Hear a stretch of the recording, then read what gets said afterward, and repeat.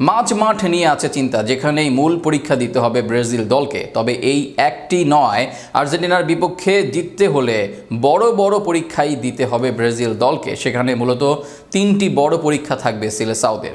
কি সেই পরীক্ষা? এই পরীক্ষায় কি আদৌ উত্তীর্ণ হতে পারবে ব্রাজিল দল? তা নিয়ে বিস্তারিত থাকছে প্রতিবেদনে।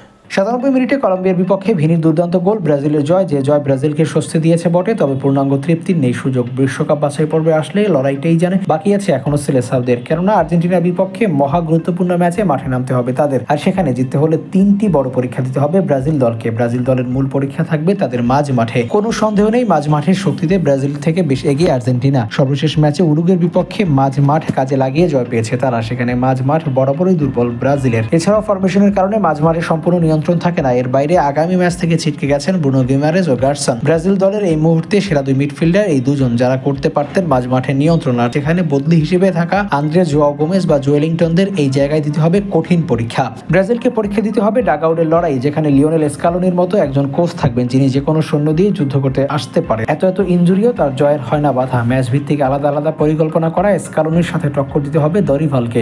বুদ্ধির লড়াই স্কালোনিকে হারাতে না পারলে আসবে না সাফল্য। মুখস্থ প্র্যাকটিসের বাইরে কিভাবে দল সাজাবেন দরিভাল, কিভাবে মাইন্ড গেম খেলবেন স্কালোনির সাথে, ম্যাচের পরিস্থিতি অনুসারে কিভাবে দল সাজাবেন, সেটার উপর নির্ভর করছে ব্রাজিলের ফলাফল। ব্রাজিলকে সর্বশেষ পরীক্ষা দিতে হবে হুলিয়ান আলভারেজকে ঘিরে। লিওনেল মেসি নেই, এতে যে স্বস্তি থাকবে ব্রাজিল তার সুযোগটাও নেই, কেননা আলভারেজকে ঘিরে যে কোনো পরিকল্পনা করতে পারেন আর্জেন্টিনার কোচ স্কালোনি।